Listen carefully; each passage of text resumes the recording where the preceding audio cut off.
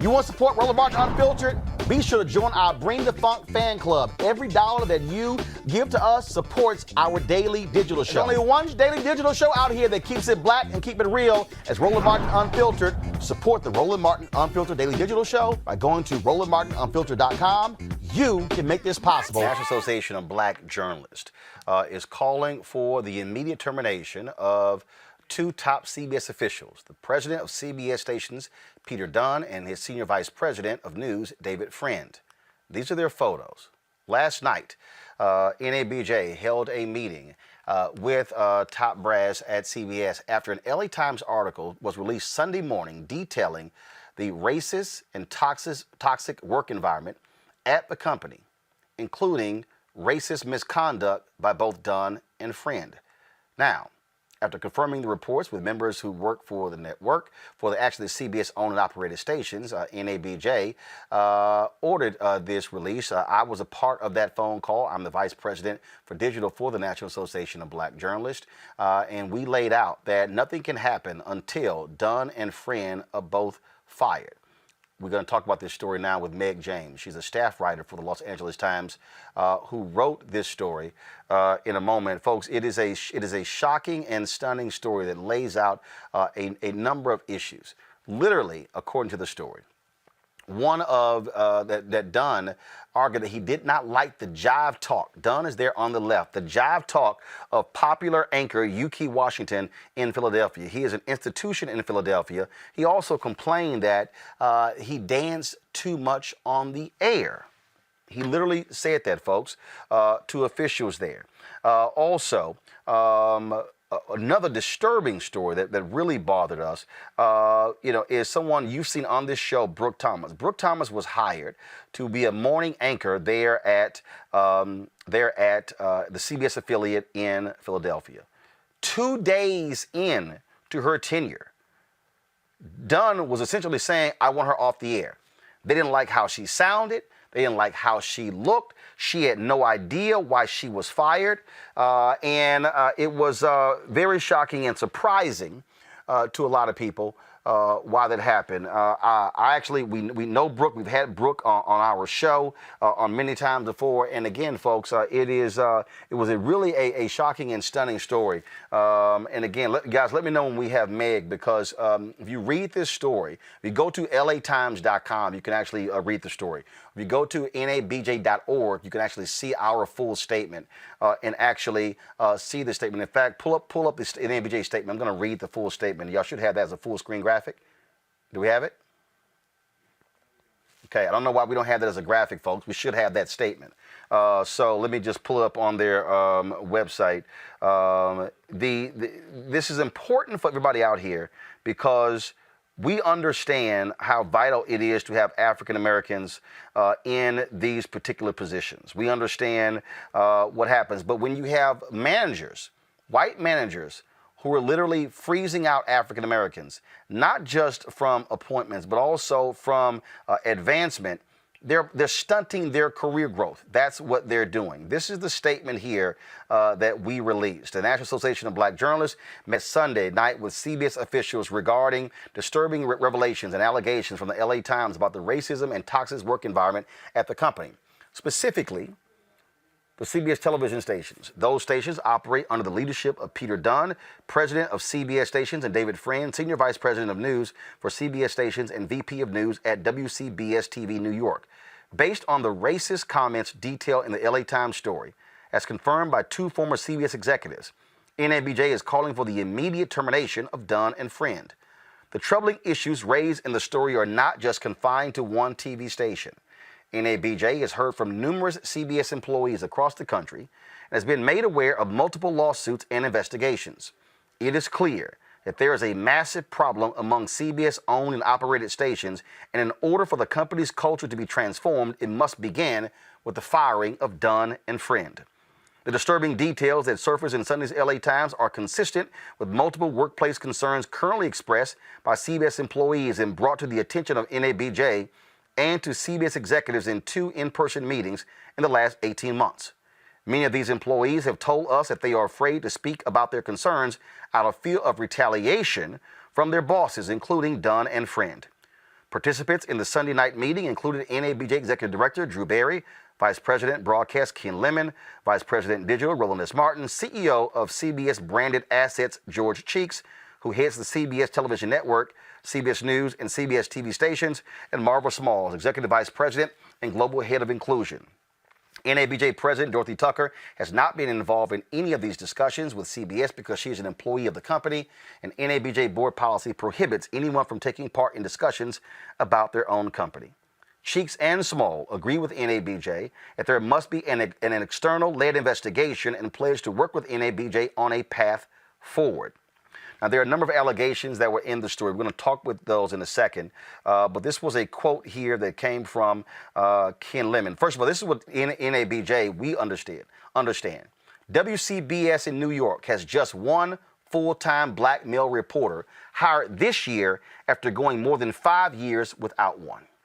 WCBS in New York has just one black female full-time reporter. Mind y'all, this is New York City, where you have the largest group of black people of any city in America. WCBS has just one black manager that was promoted in February. KYW Philadelphia repeatedly passed over black freelance employees and gave full-time positions to other journalists. Since our statement, I have received phone calls from people across the country, and I've been told that there is not a single full-time black producer in Philadelphia. Philadelphia, y'all, not a single full-time black producer. That is unbelievable. Joining us right now is Meg James, staff writer for the LA Times, who wrote the story on this unbelievable story here.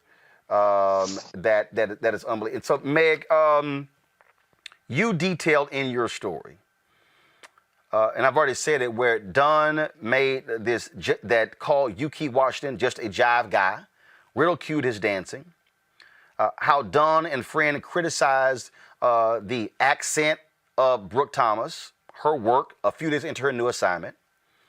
They fired another black female anchor of Ethiopian origin because Dunn, quote, hated her face. And a complaint was filed by a former CBS manager with the Pennsylvania Human Relations Commission expressing discriminatory behavior through the instruction of others, including pay based on race, gender, and sexual orientation. This was stunning, this report. What stood out the most for you? Well, thank you very much, Roland, for having me on. I think that, and I appreciate that NABJ is taking up this cause because it's a very important topic. And I think that CBS needs to recognize the value of its people and its stations, and also the importance of this matter. It was to sit there and in your reporting, it was the charges were leveled by two former CBS execs who worked under Dunn and Friend. Are both of them suing CBS, or just one of them? I've talked to numerous people for the article. I talked to probably more than 25 people, and there was a consistent theme. I think one of the things that I found in my reporting is that unlike other TV station groups like NBC or ABC, the CBS station group is very centralized in New York. So that was one of the things that I found. The people who are on the record are former executives, although I spoke with many people who still work for the company, and those people obviously are afraid for their jobs, and so they were very tentative about me, using their names. So we wanted to make sure that the story included, very corroborated details, and those are the ones that we included in the investigation. And they corroborated racist comments being made regarding staffers, and they said themselves they were shocked to hear that coming from the mouths of these two white male executives. Yes, that is correct. That they felt that This was no way to treat any individuals. And in Philadelphia, and particularly, it was no way to treat this prominent anchor, Yuki Washington, the individual that you mentioned who ended up leaving CBS for CNBC, was not exactly fired, but what I was told was that they wouldn't, continue her contract. And all of the people whom I spoke to, both on and off the record, and a lot of Black journalists who spoke to me privately, you know, said the same sort of things where they felt very undervalued, they felt like ornaments, and it's really a situation that I think CBS needs to look at and look at seriously. To see these comments and the two executives who spoke on the record, one of them was a former news director, one Kennedy was a general manager, am I correct? Yes, that is correct. They were also this one anchor whose parents are immigrants from Ethiopia, where Dunn said he didn't like her face. That is correct. It was appalling, and I found it was heart-wrenching because these are people who are really good employees. They're really strong journalists, and to treat anybody this way, but the level of just personal attacks was really quite offensive. Another thing in the particular story that I thought was interesting, where the general manager, Kennedy, when he arrived in Philadelphia, he said, we got a diversity problem. Not enough Black people here. And then at one point, he had two Black anchors who were on the air, and then he gets called and says, yeah, you do have a diversity problem. Essentially, what that executive was saying is, where are the white people? Mm-hmm. No, that's true. And I think when the station manager, Kennedy, who was one of the sources for my story, arrived at KYW in Philadelphia in 2015, he was struck that they had two white anchors from Little Rock, Arkansas. And Philadelphia is an area that has a lot of people who have lived there for decades. They grew up there, their parents lived there. And he felt that, they needed greater diversity. They needed on their air, but also they needed people from Philadelphia, and that was one of the things that he tried to do. So yes, that was very eye-opening for me to see why would a station in such a large market be underplaying its very prominent anchors. And Yuki Washington is one of probably the best asset that anchor has. And he had been on the morning newscast for 19 years until 2015 when this new station manager arrived. Now, subsequently, the station manager was fired by Peter Dunn in 2019, and that's a case that I'm sure will be playing out, in the weeks, months, and years to come. This is not the first time that CBS has had to deal with this here, with Reverend Jesse Jackson Sr. Was boycotting the CBS station WBBM in Chicago in 1986. That led to a major settlement. First of all, no, I'm sorry, in 2000, the company settled an $8 million EEOC case brought against them. But the issue that CBS faces isn't just that of racism. There's a lawsuit dealing with freelancers. And my understanding, I've talked to people, they reached out to us. More than 90% of those people, Black and brown, in that particular lawsuit. They have other suits dealing with issue of pay equity, how folks are being paid different salaries based upon race and based upon gender. And so when you combine all of these things, what you're dealing with is a system-wide problem, where it's not just one station. It's not just Philadelphia. It's not just New York. My understanding, it is CBS owned and operated stations all across the country, because these two completely control who gets hired in these local markets. Yes, and actually, my reporting found that there was a case in Dallas, an EEOC case, and It looks like we lost Meg's Skype there, and so folks, let me know when we have Meg back. I want to pull in Kelly and Mustafa.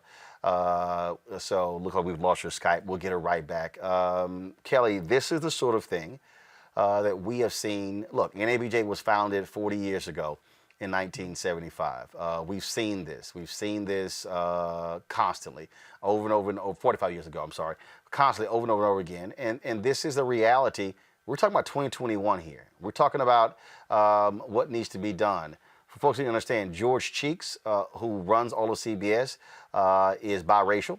And so Marva Smalls, who heads diversity and inclusion for Viacom CBS, African-American woman, we had a very productive call with them last night, and we certainly want to see things change. But this is what people need to understand that black journalists face, where you can't say anything. If you sue, you are basically blackballed in the entire industry. So this goes back to what you've been saying on your show for as long as I can remember about us building our own networks, us building our own channels and making sure that we're in leadership and things like that. While we still need to do that, I'm not going to discredit that at all. We can't excuse others, such as CBS, from blatantly violating EEOC guidelines and blatantly violating anti-harassment policies and anti-discrimination policies and straight up being bigots in leadership. We cannot excuse that. But CBS has a history of this that spans decades. I mean, we can go as far back, even further, but from what I recall, even Oprah dealt with racism under CBS leadership when she was in Baltimore. And that was one of the many reasons why she went to Chicago. So this is not a new thing. This is not a within the past 5 years thing. CBS has a rooted, steeped history in racism and discrimination that needs to be rooted out. So reports like this and initiatives such as what's happening right now within CBS in terms of flipping over leadership and making sure that these people are fired, that's a great start. But it is clearly a culture within the network. It is a culture within the corporation that needs to be rooted out. And steps like this, hiring more diverse leadership, hiring more Black people in their roles, and making sure that people are seen. That's a step in the right direction, but we definitely need, it is a situation in which a culture needs to be extracted out of the corporation. We have Meg back. Meg, you were making a point before we got cut off. I apologize for that. It's all good. I said that this is a problem that CBS needs to take seriously. What was when you reached out to CBS, what was their reaction to your reporting? I think that CBS took the reporting very seriously. We reached out early last week and we told them the extent of the allegations that we had. They were very responsive. I got, I think, 4 statements from CBS over the course of the next few days. We asked them to challenge any of the reporting. We told them that most of the stuff that we were using all had corroboration. It was either in an email. There were, notes from one of my sources provided me. I got to see her contemporaneous notes. And then there were also, second witnesses, eyewitnesses to some of these things. You talked about this is what you wrote regarding Dunn describing Brooke Thomas. Quote, "It was just immediate screaming on the phone, not constructive criticism. Just venom and profanity," Cronin said. He screamed, "Tell her to shut the, I'm assuming, F up." "I was flabbergasted," said Cronin, who kept her notes from that conversation, which the Times has examined. "I've never witnessed that type of behavior in the workplace." Friend followed up with an email also reviewed by the Times. Quote, "Can you please tell her to stop shouting, stop talking in a fake Southern accent, and stop sucking the air out of the show?" Kennedy separately described messages he received from Dunn. According to Kennedy, the first of several emails from Dunn began arriving one morning that week shortly after 4:30 a.m. when the newscast began. Kennedy said each message contained one word, unwatchable. Cronin and Kennedy were stunned. The new anchors had been on the air just 2 days. The Brooke Thomas example really broke my heart. This was a young woman who moved across the country to take a job at KYW. And then after 2 days, they decided they didn't want her. They kept her on the air for another 6 months because they needed to line up another anchor. But, here this poor young woman was working really hard. No one found anything about her reporting, about her on-air delivery. She seems to be a beautiful, poised young woman. And then she was, just fired that fall, and only given the excuse that it didn't seem to be working out. And I found her treatment to be among the worst. I mean, then, what was she supposed to do? Go to other employers? And then they would always ask, like, well, why did you get fired from CBS? So I feel like her example really broke my heart, that she was treated in such a horrible manner. Look, I agree. I know Brooke. I've talked to her on numerous occasions. We've had her on this show as well, and I know she's been trying to get a job in local news for the last 5 years and has not been able to do so. And I certainly hope that CBS makes amends with her, because what she's had to endure for the last 5 years across the country. My phone has been blowing up. I've been getting emails and tweets from people since our NABJ statement. Have you been getting emails and phone calls from CBS employees all across the country since your story got published at 5 a.m. on yesterday? Yes, sir, I have. I've gotten quite a few new CBS sources. A lot of people who want to tell me about their treatment in stations, including Los Angeles and New York and elsewhere. This reporting followed up a story that I did almost, I guess, a little bit more than a year ago, just talking about the CBS station culture. And I think that one of the things that I hope comes out of this is that CBS recognize how important the stations are to the company. It's their face in the community, and that they need to treat people with respect. It is certainly going to matter what happens next. Again, we made it clear. That we want to see an external investigation take place, very similar to the civil rights audits that were done at Facebook and Uber. We want that external investigation to be completely private, because, as we explained, people are fearful of individuals responding, retaliating. That was one of the things that we also made clear. And so we're going to be working with officials with CBS to craft what that looks like. But we certainly want it to be something substantive, and not just CBS owned and operated stations. We're talking about the entire network. We're talking CBS owned and operated. We're talking CBS NewsPath. We're talking about CBS syndicated arm. We're talking about CBS News as well. Because when you have these sort of problems, it's not sort of confined and contained to one area. We want to ensure that it is completely eradicated across all levels of CBS. And I am very hopeful that George Cheek, who is now running them, will do this. And here's the deal: and there's never been in the history of television an African American with the position of George Cheeks. This is the photo that you guys ran there in the Los Angeles Times. And I think, and again, based upon the people who I've talked to, he has been extremely receptive to making changes. I'm certainly hoping that we're going to see some significant changes made at CBS.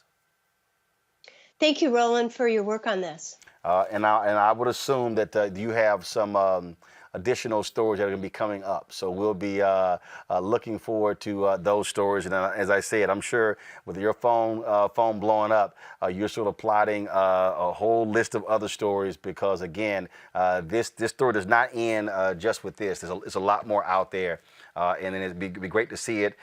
And it would be great to see these media reporters and these media sites pick up on this. Because I'll say this here, Meg. I think one of the other, this is my last point here, one of the other fundamental problems with this is that there's complicity.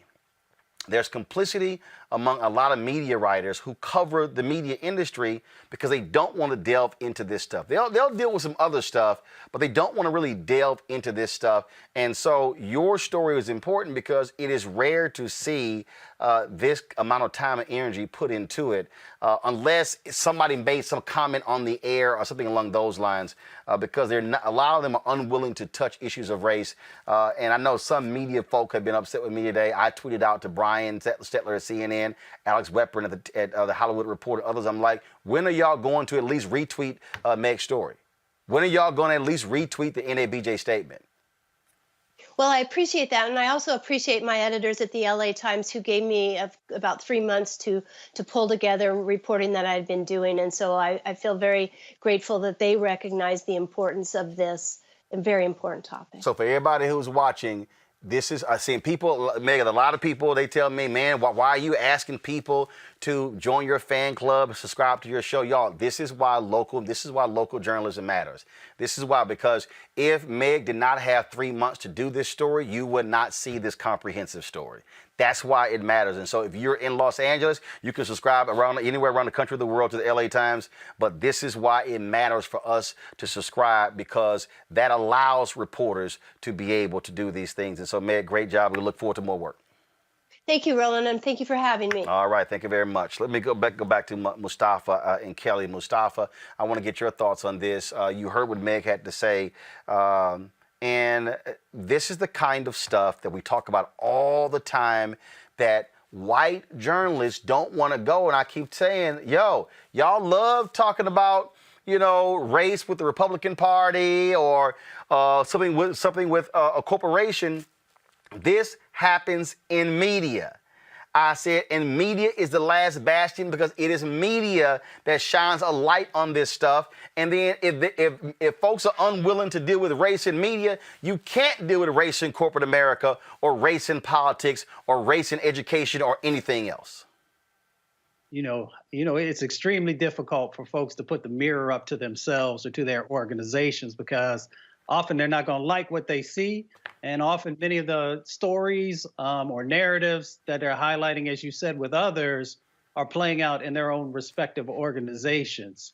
These hostile work environments are tied, to the sexism and racism that has deep, deep roots in the media. And the media is one of our most powerful things that happen inside of our lives, whether it's on radio or television or now digital. It frames the conversation. It talks about where we are or where we're not.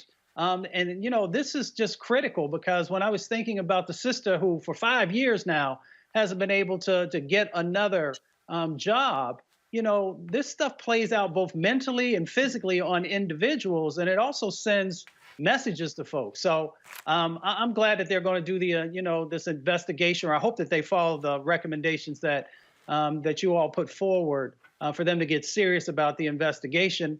And I'll just leave it with this. If you want to have a 21st century organization, you've got to have executives who are willing to go there. And if they won't go there, they got to go. All right, folks, back to our Roland Martin Unfiltered video in just one moment. It's time to be smart. When we control our institutions, we win. This is the most important news show on television of any racial background. Y'all put $2, $3, $4, $5, $10, $15, $20, $30 on this and keep this going. What you've done, Roland, since this crisis came out in full bloom. Anybody watching this, tell your friends. Go back and look at the last 2 weeks, especially of Roland Martin Unfiltered. I mean, hell, go back and look at the last 2 days. You've had sitting United States senators today, Klobuchar and Harris. Whatever you have that you can bring to Roland Martin Unfiltered to support it, please do, because this information may literally save your life. Watch Roland Martin Unfiltered daily at 6 p.m. Eastern on YouTube, Facebook, or Periscope, or go to RolandMartinUnfiltered.com. Support the Roland Martin Unfiltered Daily Digital Show by going to RolandMartinUnfiltered.com. Our goal is to get 20,000 of our fans contributing $50 each for the whole year. You can make this possible. RolandMartinUnfiltered.com.